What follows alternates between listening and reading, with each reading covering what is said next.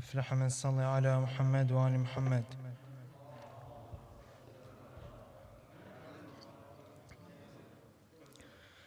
أعوذ بالله من الشيطان اللعين الرجيم.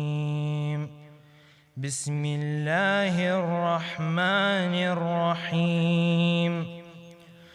سبح لله ما في السماوات وما في الأرض وهو العزيز الحكيم.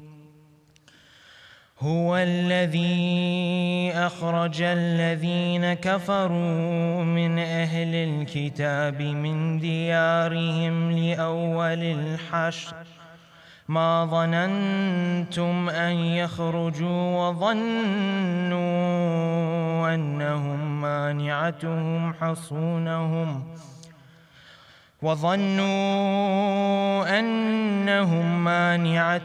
حصونهم من الله فآتاهم الله من حيث لم يحتسبوا وقذف في قلوبهم الرعب يخربون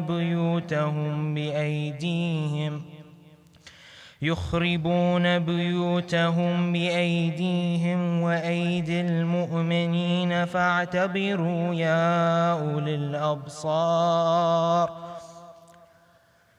ولولا أن كتب الله عليهم الجلاء لعذبهم في الدنيا ولهم في الآخرة عذاب النار. ذلك بأنهم شاقوا الله ورسوله ومن يشاق الله فإن الله شديد العقاب. ما قطعتم من لينة أو تركتموها قائمة على أصولها فبإذن الله وليخزي الفاسقين. وما أفاء الله على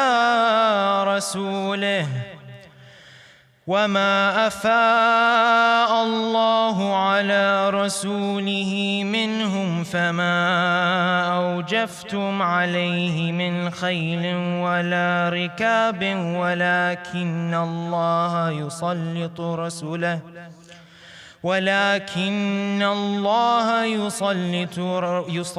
رسله على من يشاء والله على كل شيء قدير. صدق الله العلي العظيم. أفلح من صلى على محمد وآل محمد.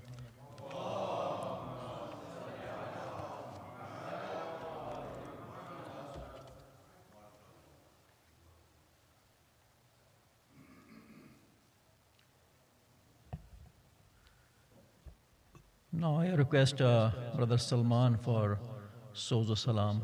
Salli ala Muhammad wa ali Muhammad.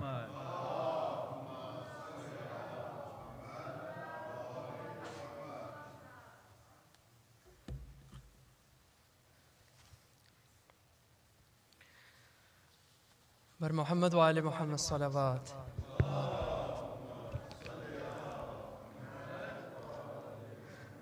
सरे हश्र में जिस वक्त के आएंगी बतूल कह के फर्जंदों का गम सबको रुलाएंगी बतूल लब पे मज़कूर शहादत का हिलाएंगी बतूल अर्श के पाए को रो रो के हिलाएंगी बतूल उस घड़ी शर्म से मुँह फेर न लेना जालिम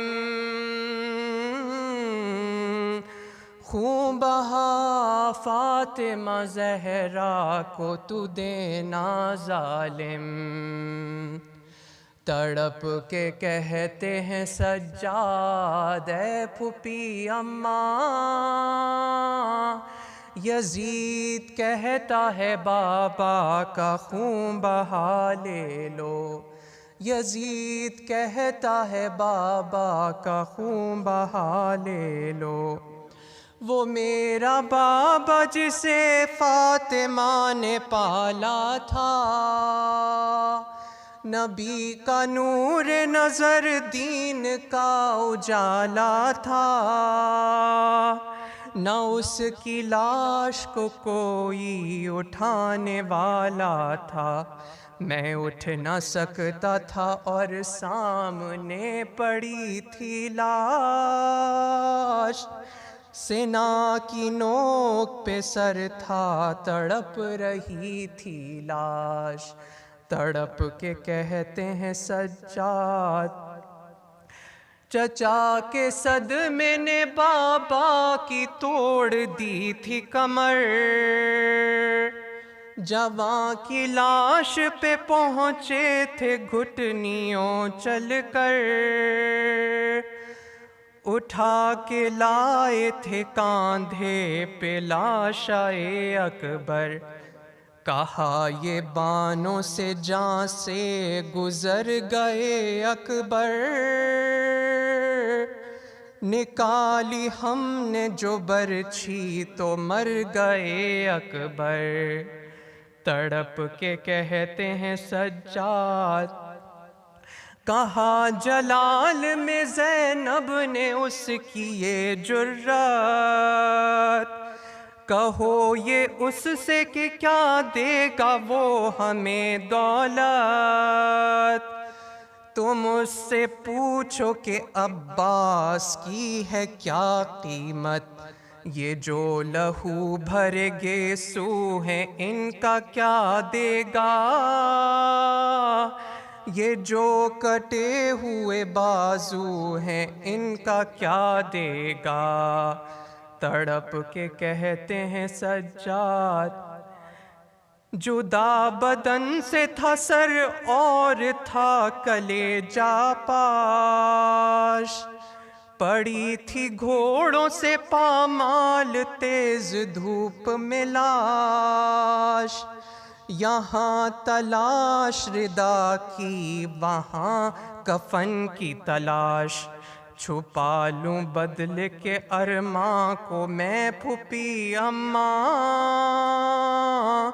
بھلا دوں شام غریباں کو میں پھوپھی اماں، تڑپ کے کہتے ہیں سجاد اے پھوپھی اماں، یزید کہتا ہے بابا کا خون بہا لے لو، پھر آئی جاتی تھی گلیوں میں عطرت اطہار، ردا سروں پہ نہ تھی اور مجمع اغیار، بھلا دوں کیسے میں بیٹا وہ شام کا بازار، بتائے کرب یتیماں کی کیا جزا دے گا، سینا کی نوک سے چھینی ردا کا کیا دے گا، تڑپ کے کہتے ہیں سجاد قمر رباب کو معلوم ہے صغیر کی پیاس، ہے 6 مہینے کے بچے کے زخم کا احساس، چھپائے رکھتی ہے جھولے کی لکڑیاں یہ پاس، کہو یزید سے بے شیر کی خطا کیا ہے، کہ 6 مہینے کے بچے کا خون بہا کیا ہے، تڑپ کے کہتے ہیں سجاد اے پھوپھی اماں، صلوات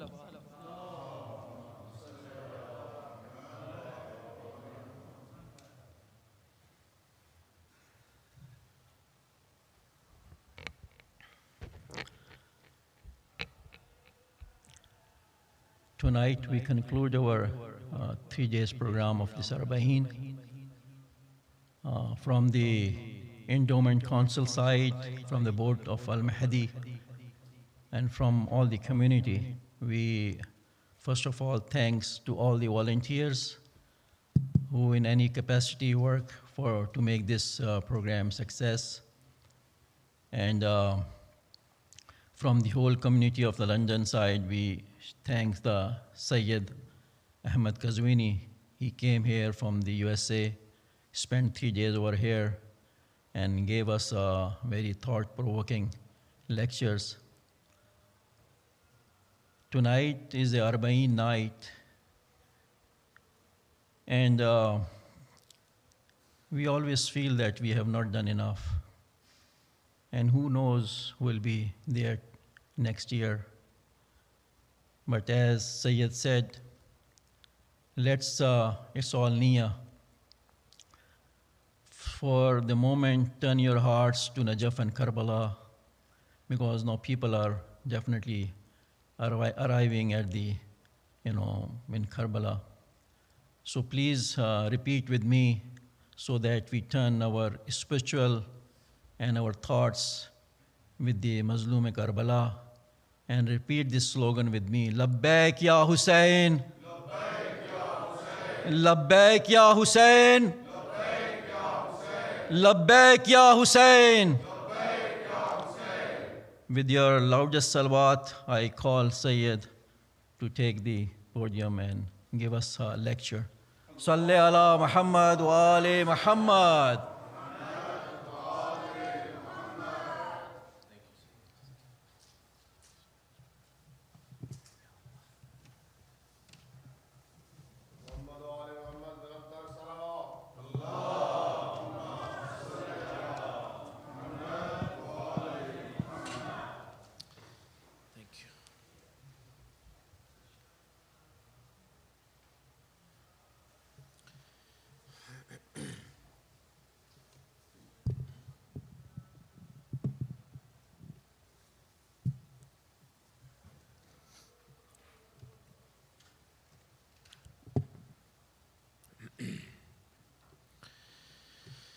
بسم الله الرحمن الرحيم. صلى الله عليك يا رسول الله، صلى الله عليك وعلى أهل بيتك المظلومين.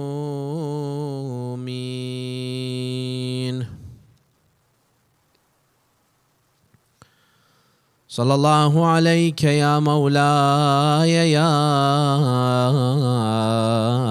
أبا عبد الله الحسين. Peace be upon you, O شهيد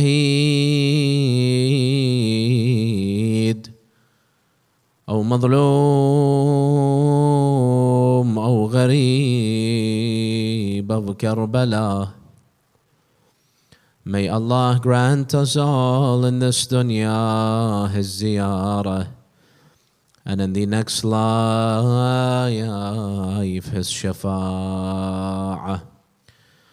Illuminate your hearts and majalis with a loud salawat for Muhammad and Al Muhammad.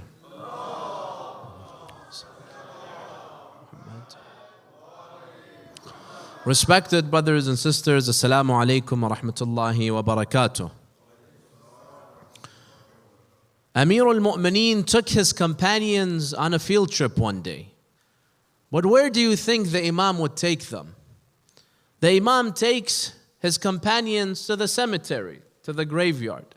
Like we mentioned last night, it is recommended to visit the graveyards because it serves as a reminder for us. He took them to the graveyard. After they did the ziyarah of the dead, the Imam began to speak to the dead. The Imam began to tell them in front of his companions to teach them a lesson. The Imam said this: Ya ahl al-ghurba wa ya ahl al-turba, amma al-diyaru faqad sukinat, wa amma al-amwalu faqad qussimat, وَأَمَّا الْأَزْوَاجُ فَقَدْ نُكِحَتْ. The Imam said, oh, you who have departed this life and you have moved on to the next world, and thus you have been disconnected from what's happening in this life. After we die, we move on to a next life. We don't know what happened after we left. The Imam tells them, if you were to ask me of the news of the dunya, I will give you the news of the dunya. He says, as for your houses and real estate, it was sold to other people. As for your money, it was distributed to others. And as for your spouses, they moved on and remarried.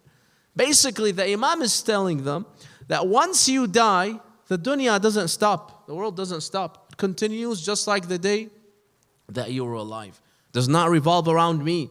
If you were to turn on the news the day after you die, it would be the same thing before you die. This life will continue without me. So after he tells them this, he says, هَذَا خَبَرُ مَا عِنْدَنَا. This is what I bring you from the dunya to you who are living in the barzakh. فَمَا خَبَرُ مَا عِنْدَكُمْ. What do you have from that world for us?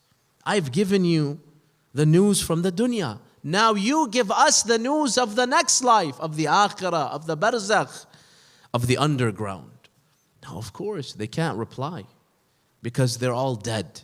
So the Imam, he replies on their behalf. He tells his companions, لَوْ أُذِنَ لَهُمْ بِالْجَوَابِ. If they were permitted by Allah to speak, they would all say one thing.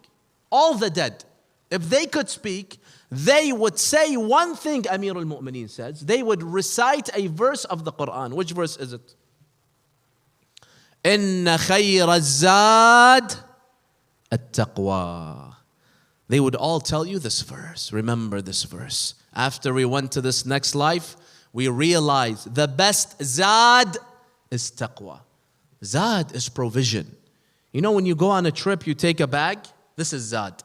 What you need for a trip, your clothing, your toiletries, your passport. Right now, we need a vaccine passport, your PCR, negative PCR, whatever you need to travel. This is called your zad. Back then they used to take food with them and they used to take water. There was no hotels, there was no restaurants. This is your zad. So this trip that we're going to the next life, it's a trip, right? It's a journey. The Imam says if the dead could answer you after they experience death, they would all tell you one thing. The best thing to bring with you to this journey is taqwa. And Allah mentions this in the Holy Quran.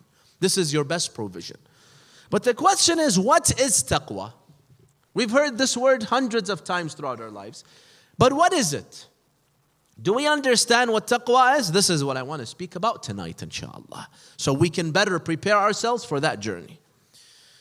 Taqwa, my friends, means protection from sins.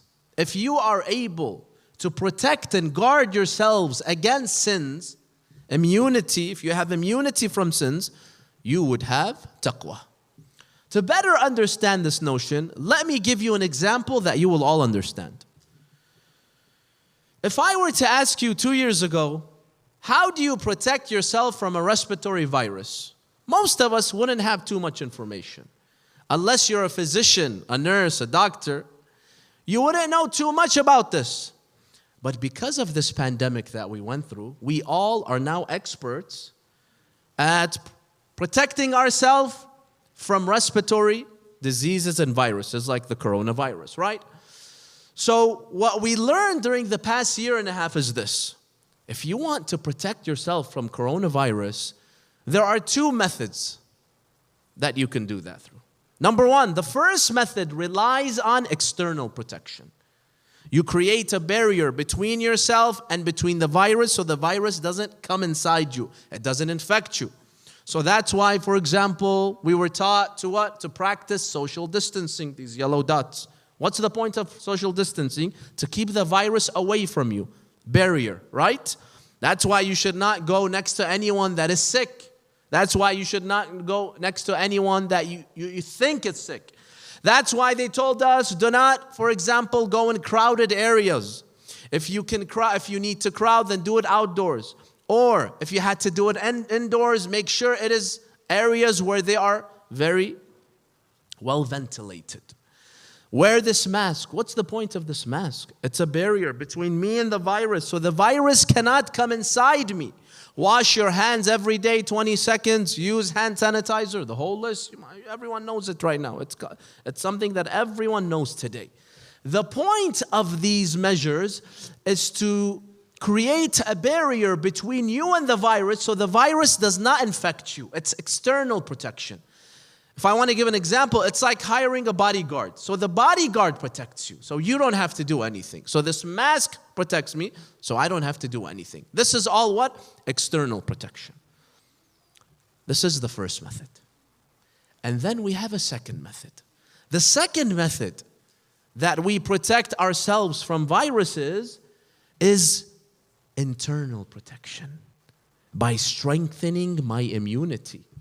Instead of relying on external measures to prevent the virus from reaching me, let the virus reach me, because I will strengthen my internal immunity such that the virus poses no match against me. This is the second method. How do you do this? You need strong immunity. That's why we read things such as be healthy in general, exercise, right? Eat healthy food, don't eat junk food. Or, for example, take vitamins, right? Vitamins, vitamin C, vitamin D, and whatnot. Now, of course, if you start right now, it's too late. But if you kept a habit of keeping a healthy diet and exercising, this is how you make your immunity strong. And ultimately, the best mechanism for internal immunity is what? What? You've all taken the 2 doses already? The vaccine. The coronavirus vaccine gives us internal immunity so that even if I were to breathe in the virus, nothing would happen to me. Now, this is before the Delta variant, of course, right? Now it kind of changed the game.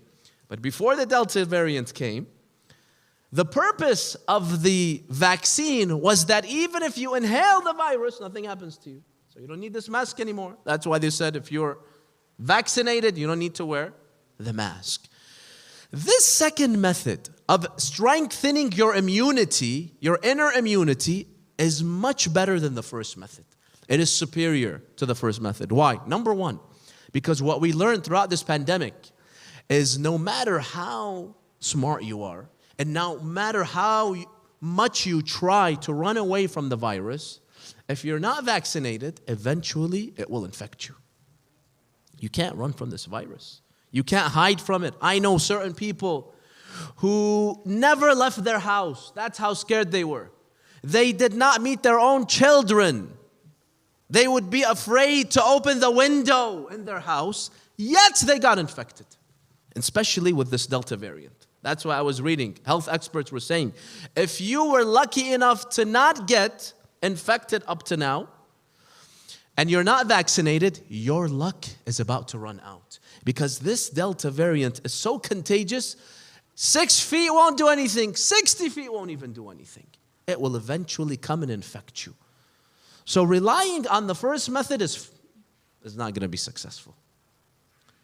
While the second method, no, it gives you the internal protection. Let it come, let it infect me. Even if we were to consider the breakthrough infections, you get a very, very minor cold. It's not a big deal. So this is number one, why the second method is greater than the first method. Number two, with the second method, after being vaccinated, theoretically, we are able to go back to our normal lives. We no longer have to wear this annoying mask, right? We can travel once again. We can crowd once again. In this room, we can have 500 people crammed, one over each other, right? If the vaccine, let's say we take the third shot, the third, fourth, 10th booster until we turn into a pile of mRNA proteins and whatever, right? So theoretically, you can go back to your normal life while just relying on the first method. You have to make a lot of changes to the way you live. So that's why the second method, relying on internal immunity, is much superior, much greater than the first method. This is something we all understand. We've become experts. We've become mujtahids in all of this. Take this concept and apply it to taqwa. What is taqwa? Taqwa is protection from sins. In the same way that we have physical viruses, my friends, we have spiritual viruses. The human being is half body, half soul, right? We have a body and we have a soul. We have a spirit. We have a nafs. We have a ruh. In the same way that your body can be infected with physical viruses, your soul can get infected with spiritual viruses. What are the spiritual viruses? Sins. Every time you commit a sin, this is a virus that's infecting you. Vices. When I have bad habits and qualities, I'm arrogant, I'm stingy, I'm disrespectful, I am rude, I am greedy, I am dishonest, right? All of these vices, they are sicknesses, but not of the body, of the soul. They infect your soul, they infect your spirit. Now, how do you protect your nafs from the spiritual viruses? In the same way that you protect your body from physical viruses. That's why when it comes to taqwa, there are two types of taqwa. Which means what? Protecting ourselves from spiritual viruses. Number one relies on what? External protection. Placing a barrier between you and between sins. Or, as we said with the physical virus, with the coronavirus, practicing social distancing. Social distancing is not a concept that you do only with the coronavirus. It is a concept that we practice with sins. Let me give you a couple examples. Ahlul Bayt alayhimus salam tell us that do not put yourself in an area, do not go to an area that is infested with sins. If someone has vices, bad habits, someone that is evil, they tell us don't go close to this person. In the same way that you would not go close to someone that has COVID, right? That has COVID and he's sneezing and you don't go to close to this person. Social distancing. Likewise, you practice social distancing with evil individuals. Why? Because evil habits and qualities are contagious. If you hang around with evil people, you yourself will become evil. Because evil qualities are contagious, just like good qualities. Hang around good people, they will influence you in a positive way. Hang around bad people, they will influence you in a negative way. You can't say, I'm good, but my friends are all bad. There's no such thing. Because your friends' habits, they will eventually influence you. Even in a way in which you won't realize it. It's a very subtle way. It's a very slow process. Eventually you start to mimic them. You start to become like them. Imam Ali alayhi salam mentions this in a hadith. He says, صُحْبَةُ الْأَشْرَارِ تَكْسِبُ الشَّرِّ. He says companionship with evil people results in you becoming evil. And then he gives an example. He says, كَالرِّيحِ إِذَا مَرَّتْ بِالنَّةٍ حَمَلَتْهُ. He says, just like wind. When the wind passes by an area that has a foul smell, like a dumpster, it will carry the foul smell with it. It can't say, I will pass by and I won't be affected. It's not up to you. It's not in your hands. So this is how the human being is. Your friends affect you. Their habits, you start to adapt them. That's why you have to be careful in the friends that you choose. Social distance. This is an evil friend. Don't hang around with that individual, because I will become like this individual. You know, there are so many young good people. Their parents raised them in such a good way, but they drifted and they drowned in this dunya. Why? Because of an evil friend. So do not think just because you as a parent, you raised good children, that's it. They're going to be good forever. All it takes is one bad friend. He will come and steal your child away. And I've seen so many stories. I've seen them with my own eyes. I've heard them when I travel and go to different communities. I was at a community once. One year I gave a majlis somewhere in Canada. There was a young, 18, 19 young man. His name was Ali. MashaAllah, every day he's in the majlis, he was active. Next year I don't see him. I ask his father, where is he? He doesn't give me a clear answer. So I ask one of the brothers, where's this young man Ali? He says, Sayyid, he's an atheist. Atheist? Why? He says, because of someone in school who started to put this poison in his mind, instill this doubt. He began to drag him until he became an atheist. Now he will never attend the majlis. Another area I went, I stayed at a brother's house. The brother used to pray Salatul Layl. How many of us prayed Salatul Layl, Namaz al-Shab? He was called Abu Fulan. He's the father of Fulan. I never saw his son. So Every time I would ask, where is he? He doesn't have lunch with us. He doesn't have dinner with us. He's never there. I asked his father. Every time he would give me an excuse. So I asked someone else. Told me, Sayyid, his son is a Christian. Sunday he goes to church. And his father prays Salatul Layl. And his mother, this was Ramadan, every night she would be cooking iftar for people. The most noble family. They come from a lineage of all scholars. His son is a Christian. I asked, how did this happen? They said he went on a trip with a couple of friends, and they turned him into a Christian. So all the hard work that I do as a father, as a mother, can easily be erased by one bad friend. Allah says in the Holy Quran, يَوْمَ يَعَضُّ الظَّالِمُ عَلَى يَدَيْهِ يَقُولُ يَا لَيْتَنِي اتخذت مع الرسول سبيلا ويلتا يا ويلتا ليتني لم أتخذ فلانا خليلا لقد أضلني عن الذكر. On the day of judgment, Allah Azzawajal, when He shows certain evildoers their fate, they will say, I wish I would have never befriended this person. It was all his fault. It was all her fault. It was him that kept on telling me, try this cigarette, and then try the marijuana, and then try this and this. Peer pressure, right? Began dragging me from one sin to another sin. Many young people who end up committing crimes, they weren't criminals from day one. It was a friend that kept on pressuring them until they committed that crime. So on the day of judgment, he feels terrible because his parents worked so hard. They put him in sometimes even Islamic school. They made sure to raise him. They brought him to the majalis. They took him to Saturday school, to Sunday school. But it was that evil friend. How terrible will I feel? Because of him, I'm going to hell. So that's why we have to practice social distancing. Run away. In the same way you run away from someone that has COVID, you run away from someone that is evil, that has bad influence upon you. This is one example of practicing social distancing when it comes to sins. Another example. The traditions tell us that anytime there is a male and a female who are not related, they're not brother, sister, uncle, niece, whatnot, and they are sitting in a closed room, there's no one watching them, the ahadith tell us that automatically the third person will be whom? Shaitan.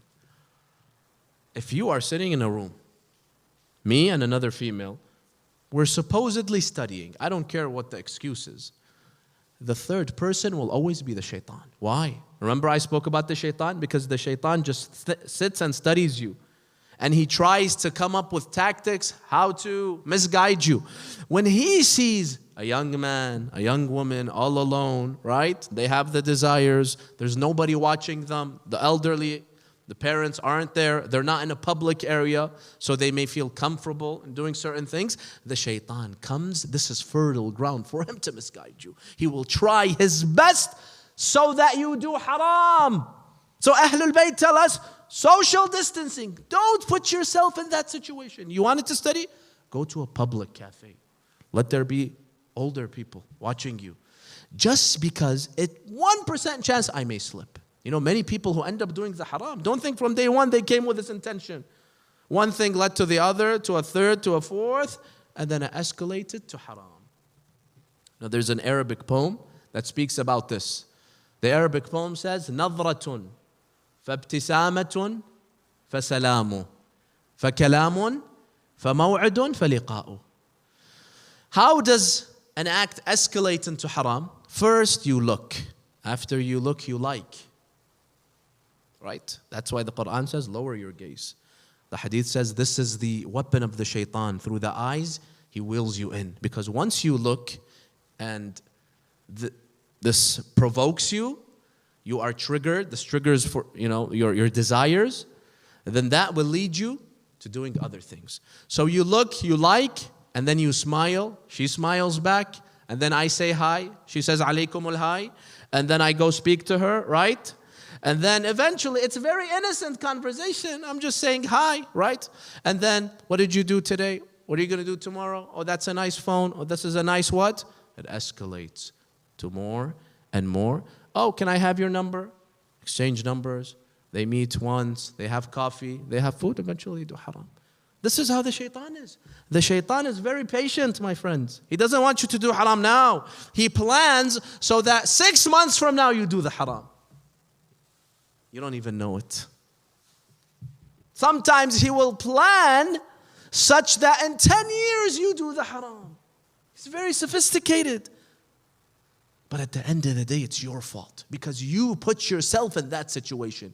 You allowed yourself to be misguided by the shaitan. Social distance.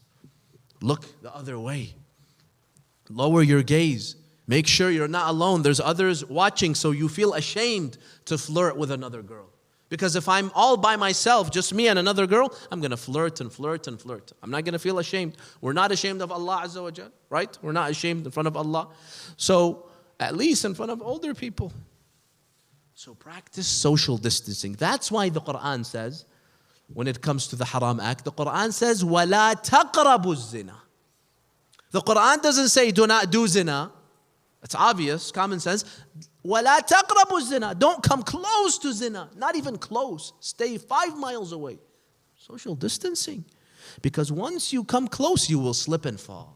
Because shaitan will push you and push you. Now you may win once, you may win twice. After 50 times, the shaitan will defeat you in the end. So practice social distancing. This is another example of social distancing.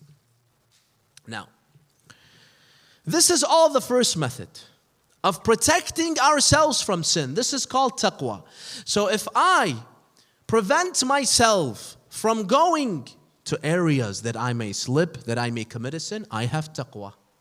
Because I practice social distancing. This person has taqwa. But this is only the first level of taqwa. This is the basic level of taqwa. And then there's a second higher level of taqwa. Remember, like we said, social distancing with the virus, and then you have the vaccination, the inner immunity. Likewise, the second level of taqwa is when you have the inner guidance. When you have the inner nur, the inner faith, that faith inside you, the self-determination and the willpower to say no to haram, even if you are placed in the middle of haram. This is the higher level of taqwa. When you have that determination and willpower to say no, even if the haram is there. The haram does not pose a threat to you. This is the second higher level of taqwa. You know how you know someone has taqwa?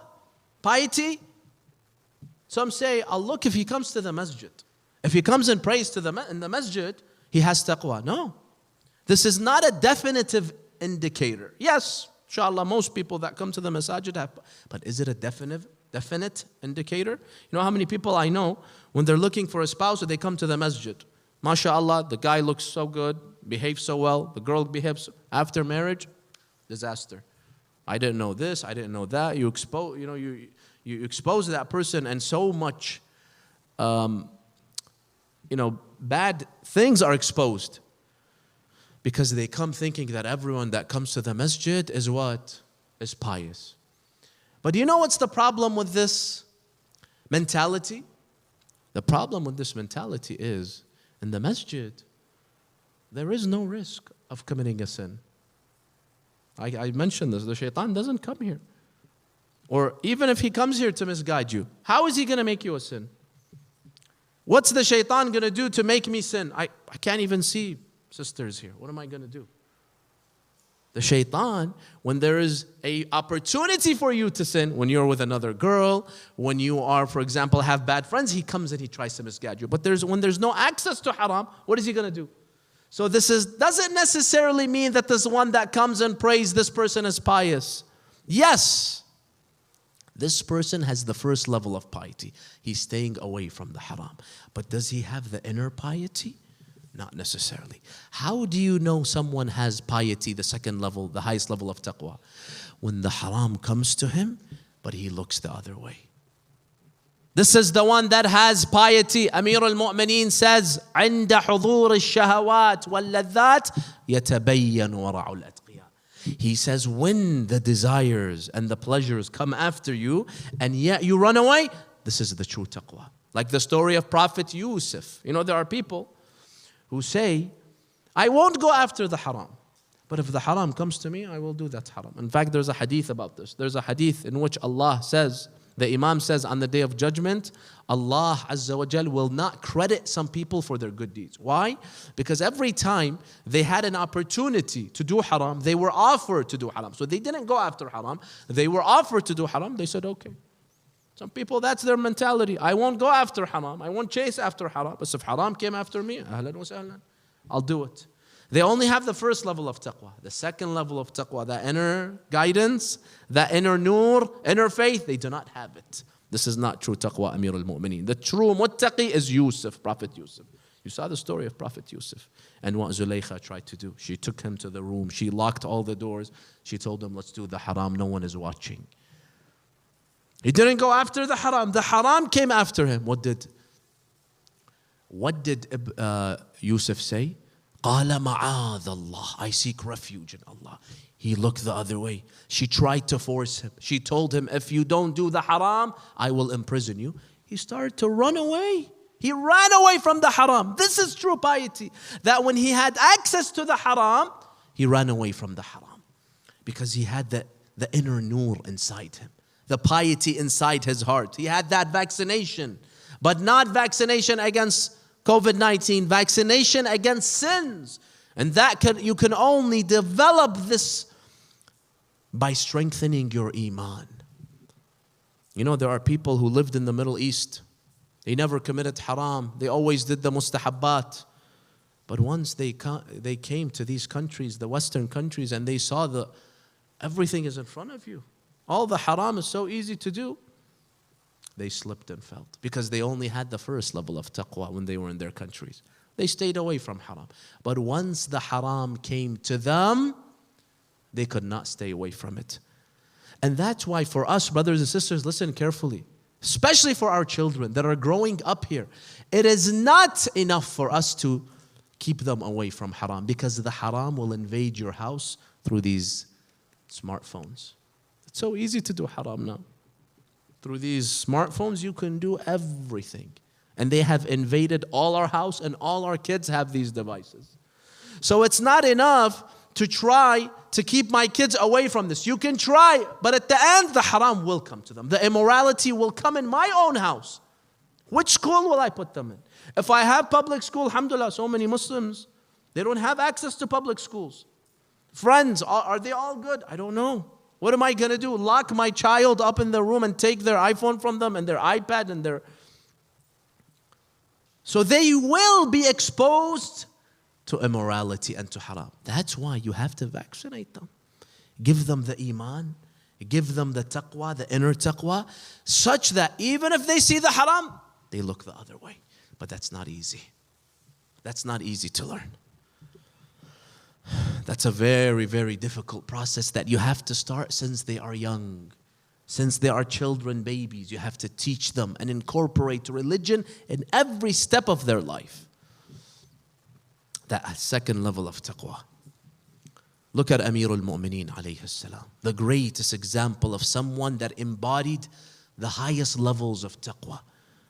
I mentioned this last night. When the dunya came after him, he could care less about the dunya. I mentioned the story of Ibn Abbas. He told him, you have become the Khalifa. People, they came, they begged Imam Ali to be the Khalifa. Imam Ali never sought to rule. He never sought power. He never went after power. The people came to him and they begged him to become the Khalifa after Uthman was killed. They told him, Ya Ali, we have no one besides you to be our Khalifa. They came and they gave their bay'ah to Imam Ali. Imam Ali said, fine. And then the story that I mentioned, he was fixing his own shoe. I don't care about the dunya, because he had that inner nur, that inner light inside him, where even if the dunya comes to him, he does not change at all. Power, authority did not change the habits and the character and the personality of Ali ibn Abi Talib. You know, there are people that were practicing Muslims. They were devout.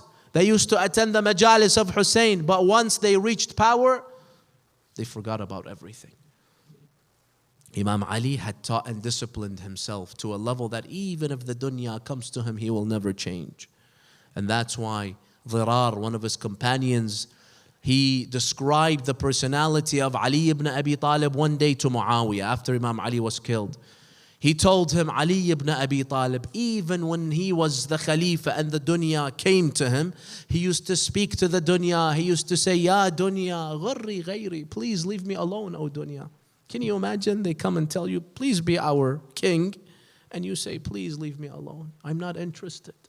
Ya dunya, ghurri ghayri, find someone else to lure, because the dunya wants to wheel you in and deceive you. He would speak to the dunya and say, find someone else to deceive. I'm not interested in you. غري غيري لا حاجة لي إليك طلقتك ثلاثا لا رجعة فيها. I have divorced you 3 times, meaning complete separation. I don't want you. I don't want you. Stay away from me, O dunya. This was Ali ibn Abi Talib. When you develop that quality of taqwa inside you, the second level of taqwa, then nothing will pose a threat to you. Even if you are placed in the dunya, between the sins, that nur inside you will guide you out of that. This was Ali ibn Abi Talib alayhi salam. Allahumma salli ala Muhammad wa ala Suwayd ibn Ghafla, listen to the story. Suwayd ibn Ghafla was one of the companions of Imam Ali. He says, I went to visit the Imam one day when he was the Khalifa. I went to visit him in the place that he used to, in his office.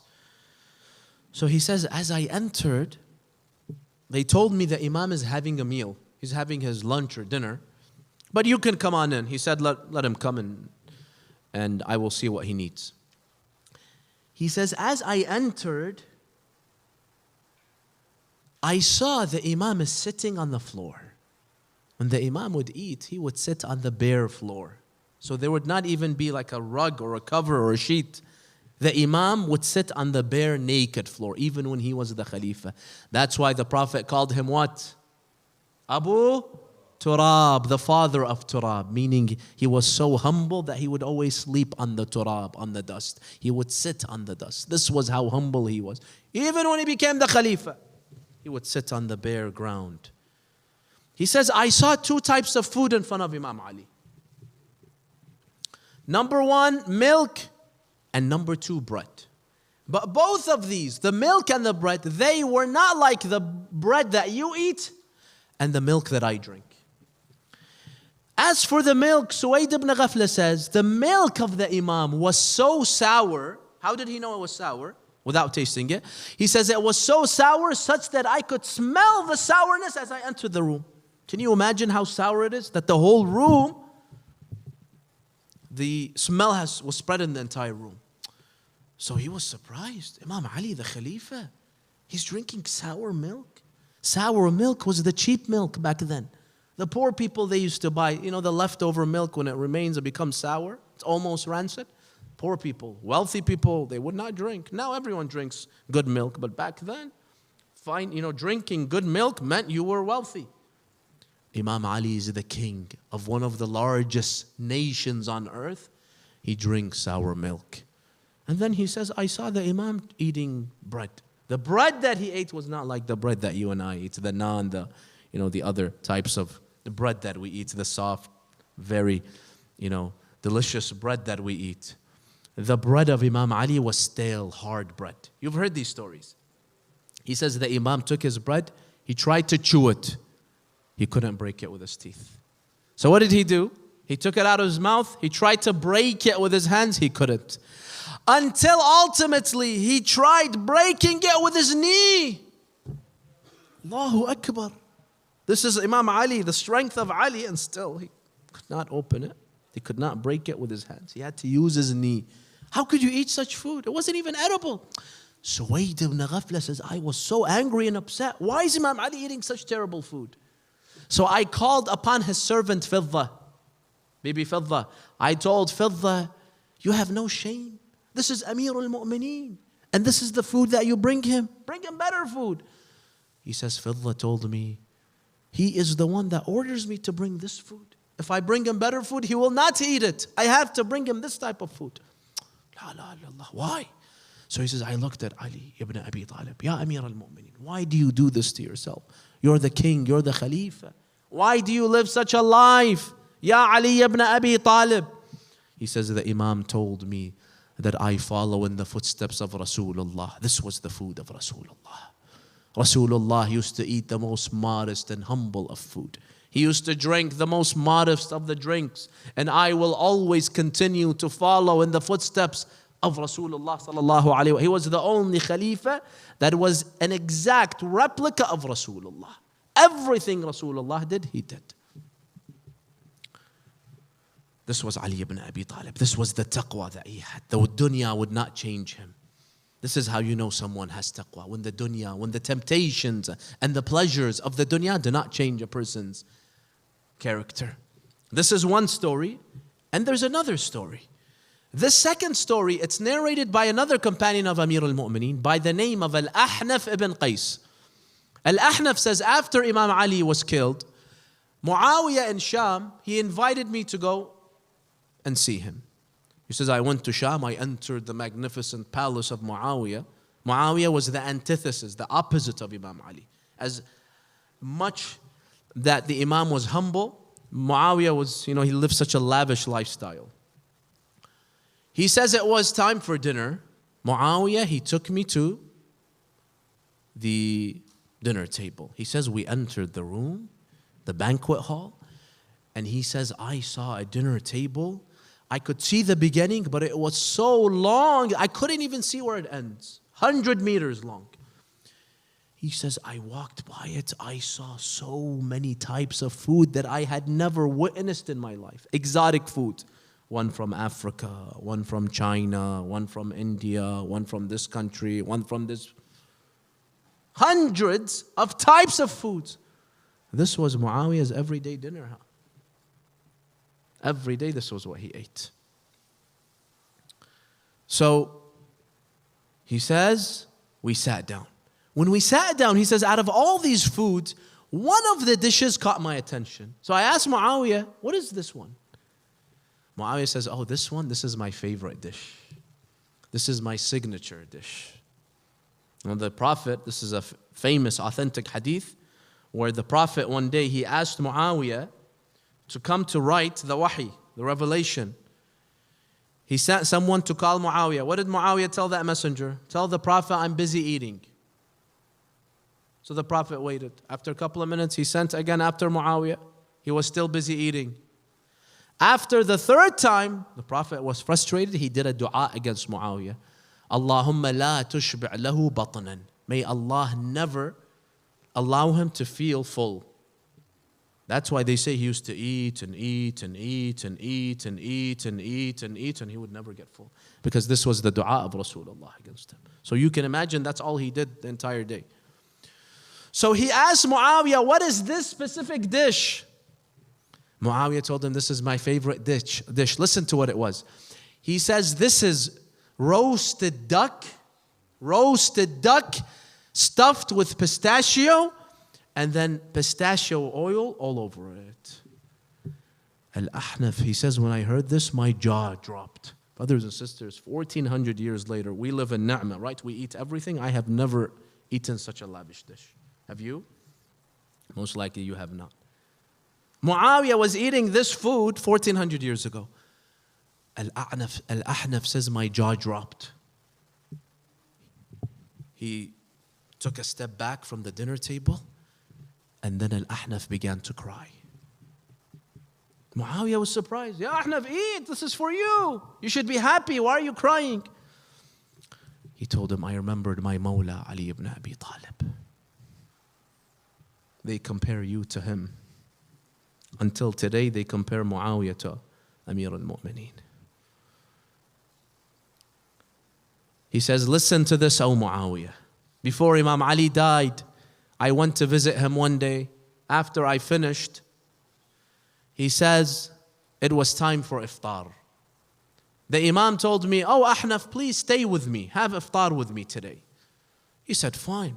Iftar of Imam Ali, the Khalifa. He says it was time for iftar. He sat on the floor, and then someone brought him his food. You know what the food of Imam Ali was? They brought him a clay jar. They put it in front of you, and then they left. He's waiting for the other food. Nothing comes. Imam Ali says, Yalla, Bismillah, let's eat. You imagine if someone invites you for lunch and he puts a clay jar in front of you. What is this?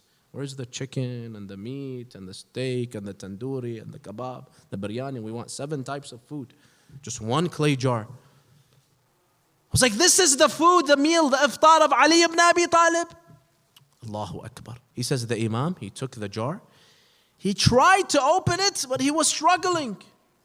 He says the lid was locked. It was tightly closed such that Imam Ali was having difficulty opening it. So Al-Ahnaf asked Imam Ali, Ya Ali, are there treasures in this, gold, silver, such that it is so tightly sealed? He said, no. He said, what is in it then? My food, my iftar, what is it? The food, the iftar of Imam Ali was qutu sha'ir. Qutu sha'ir is basically the raw barley seeds. The raw barley seeds. We don't even eat such foods. Nobody eats such foods today. Probably we give this to animals today. The raw barley seeds. So I told Imam Ali, why have you closed it so tightly? He said, I did this on purpose. Because I don't want my sons Hassan and Hussein to come and open it and replace it. Because even Imam Hassan and Hussein, they would feel sad that Imam Ali would eat such modest food. So they would come sometimes, when the Imam wasn't there, they would replace his food with better food. He says, I lock my jar so tightly so that no one comes and changes my food and tries to get me better food. Al-Ahnaf, he says, I asked the Imam, but why do you do this to yourself, Ya Amir al-Mu'mineen? It's not haram. Is it haram to eat better food? He said, no, it's not haram. But he told him, I am Amir al-Mu'mineen. I am the commander of the faithful. Everyone looks up to me. And I must live based on the lowest standard of people. I will live by the lifestyle of the poorest of my citizens. This was Ali ibn Abi Talib, a ruler, brothers and sisters, that we truly have to be so proud about. That no ruler came close to him for 1400 years after. So Al-Ahnaf, he started to cry in front of Muawiyah. He says, I remembered what Ali used to eat and what Muawiyah eats. And they compare Ali to Muawiyah. This was the taqwa of Amir al-Mu'mineen, Ali ibn Abi Talib alayhi salam. When you have that inner guidance from Allah Azzawajal, you never run after the dunya. Even if the dunya comes and seeks you, you turn your back on the dunya and you look towards the other way. This is what we need to instill in our children, brothers and sisters. We ask Allah Azzawajal to grant us this noble level of taqwa, the taqwa of Amir al-Mu'mineen alayhi salam, the taqwa of Ahlul Bayt alayhim salam. Now I want to take you to Karbala. Turn your hearts to Karbala, mu'mineen, mu'minat. It's the night of Arba'een. The Zuwar have arrived to Karbala. They have visited the shrine of Imam Hussein alayhi salam. Once again, we remember the first ziyarah of Aba Abdullah al-Hussein. I mentioned the story last night. Jabir ibn Abdullah al-Ansari came with his servant Atiyah. They visited the grave of Aba Abdullah al-Hussein. Meanwhile, Imam Zainul Abidin, we said, Bibi Zainab, they came and they arrived to Karbala to visit the grave of Hussein and the Shuhada of Karbala. Once the family of Rasulullah arrived to Karbala, they were on the camels. You know what they did? They arrived to the graves. They did not come down from the camels. They threw themselves from the camels on the graves because they could no longer bear being separated from their loved ones. They threw, even the children were throwing themselves, jumping from those camels and running after their graves. One of them would go after their father, the grave of the father. Another one would look for the grave of her brother. Another one her uncle. Another one her brother. Another one her nephew. They were all looking after their family members. Yes, you find Rabab. She went and she began to look for the grave of her little baby, Aliyun al-Asghar. Where is the grave of Aliyun al-Asghar? You see that Ramla, the mother of Al-Qasim, she went looking for the grave of Al-Qasim, her young beautiful boy. You see Layla, she goes and she looks for the grave of Aliyun al-Akbar. Each one was looking for the qabr of one of the shuhada. But you find Bibi Zainab alayhi salam, she runs to the right, then she runs to the left, she goes forward, backwards, because she does not know where to go. So many shuhada, so many loved ones. All of a sudden they see her going towards the Euphrates. Then she comes back. She's looking for Abbas. She's looking for Hussein. Where will she go? But she must begin by doing the ziyarah of her brother Abu Abdullah al-Hussein. So she begins to read amongst the graves that Imam Zainul Abidin wrote the names of each of the graves. She begins to search for the grave of her brother Abu Abdullah al-Hussein. Finally, when she finds the grave of Hussein, she throws herself on the grave of Hussein and she starts to cry and weep.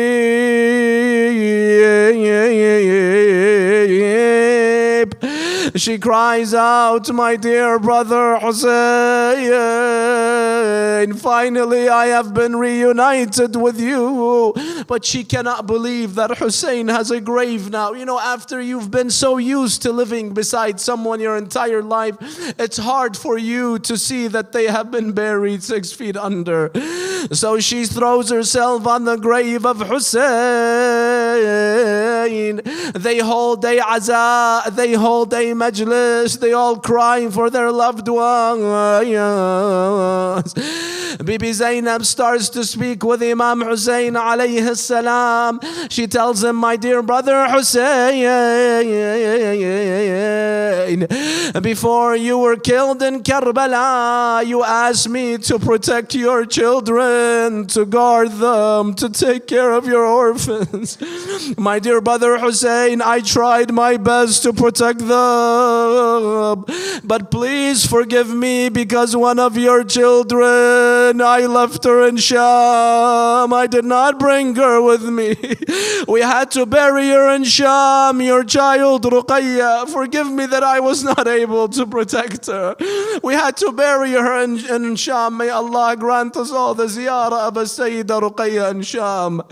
So please forgive me, my brother Hussein." And then all of a sudden, she tells the Imam, "Ya Hussein, I have brought a gift for you. What is it?"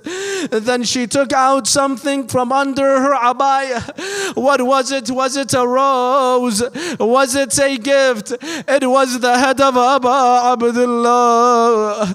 "Ya Hussein, I have finally brought back the head so it would be reunited with the body." And it was during the Arba'een that the head of Hussein was brought back and buried alongside the body of Hussein. And then they saw Bibi Zainab alayhi salam. She's going towards the Euphrates and calling, "Akhi Abbas, Kafili Abbas." Imam Zainul Abidin, he came, he told her, "My aunt Zainab, please don't do this. I cannot bear see you doing this to yourself." He asked her, "Where are you going?" She said, "I am going to my brother Abbas. I will go and tell him, Abbas, you promised to protect your sister Zainab. When we were in Medina, you told me, Sister Zainab, I will guard you, I will protect you. I will go and complain to Abbas. Oh Abbas, you don't know what they did to me. Oh Abbas, come and guard and protect your sister Zainab. Come and take me back to Medina, my dear brother Abbas."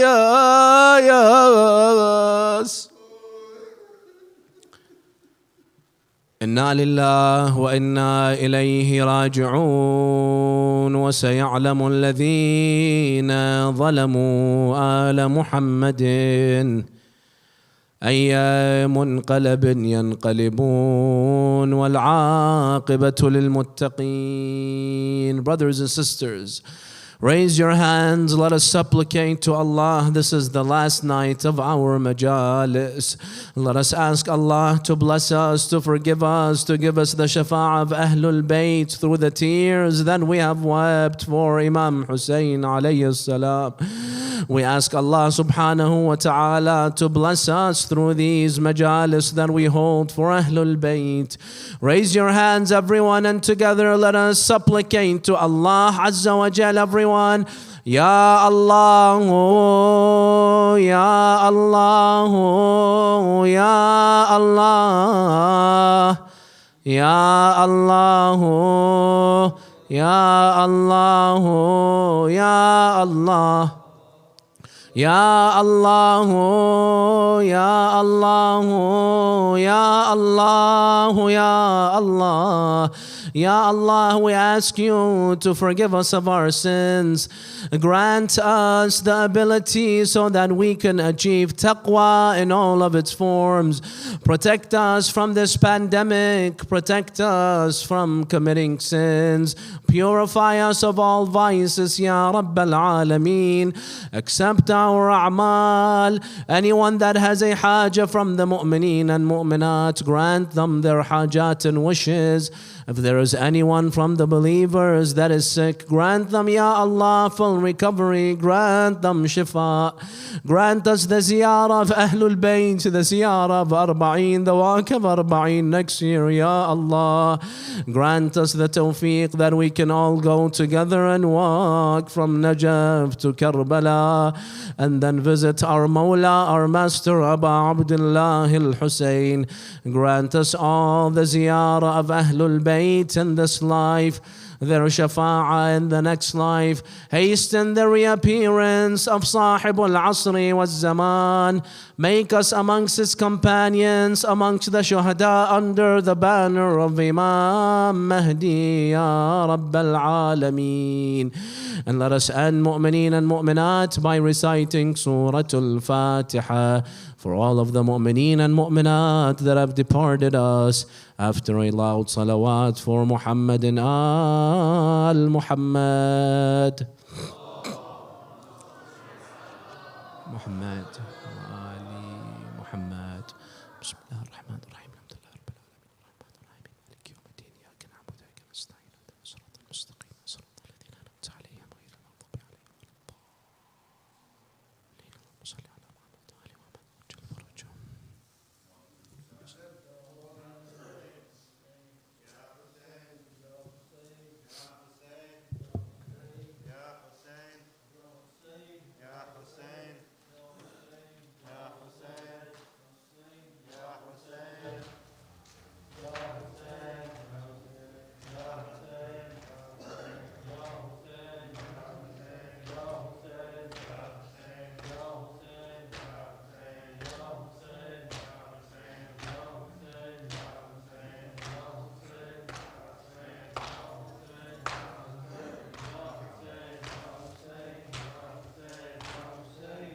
Hussein, Ya Hussein, Ya Hussein, Ya Hussein, Ya Hussein, Ya Hussein, Ya Hussein.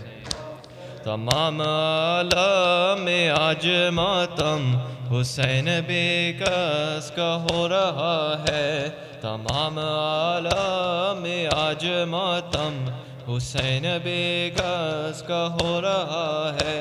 अलम घरों में सजे हुए हैं, अलम घरों में सजे हुए हैं, दिलों में फर्शे अज़ा बिछा है. तमाम आलम में आज मातम हुसैन बेकस का हो रहा है. तमाम आलम में आज मातम हुसैन बेकस का हो रहा है. सियाह कपड़े सियाह चादर गमों की गर्दो गुबार सर पर. सियाह कपड़े सियाह चादर गमों की गर्दो गुबार सर पर है. सुगवारों के अश्क जारी किसानी ज़हरा बेरदा है. तमाम आलम ने आज मातम हुसैन बेकस का हो रहा है. तमाम आलम ने आज मातम हुसैन बेकस का. علم مشق سکینہ دیکھو تو مومنو بس یہ کہہ کے رو لو.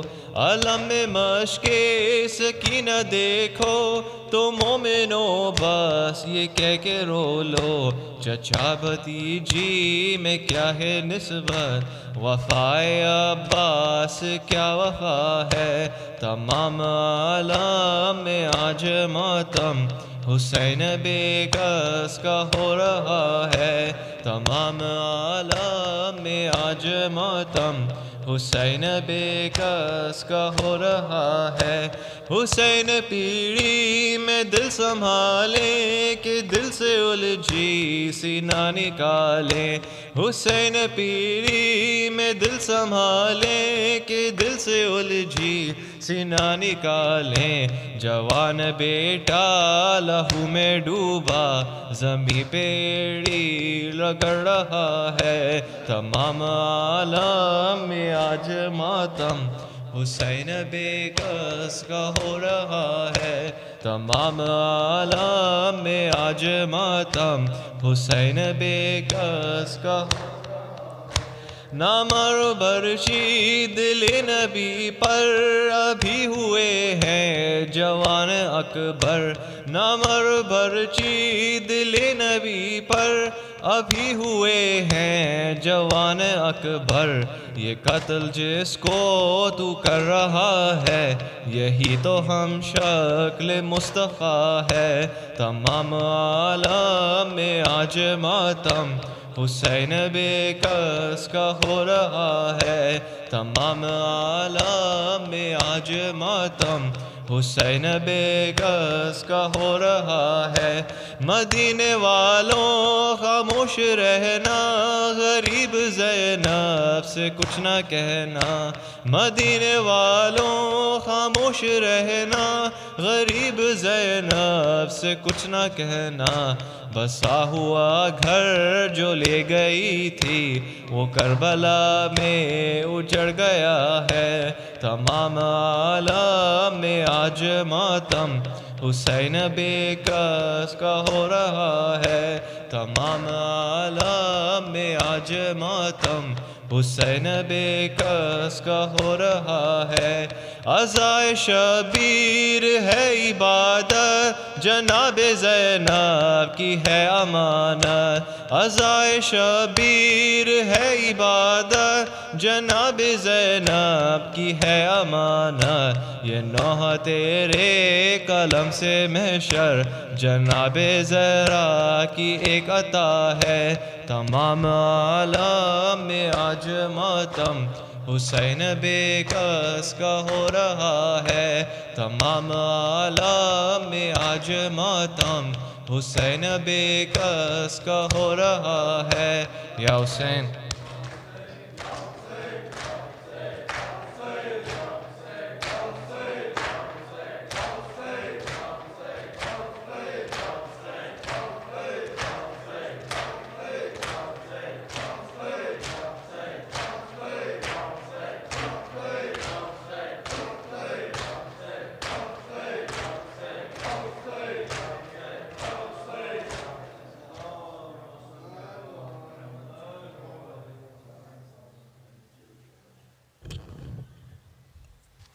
السلام علیکہ یا نبی اللہ، السلام علیکہ یا باعث الہدا، السلام علیکہ یا شفیع المذنبین، السلام علیکہ یا رحمۃ للعالمین، السلام علیکہ یا خدیجۃ الکبریٰ ام المؤمنین، السلام علیکم ورحمۃ اللہ وبرکاتہ.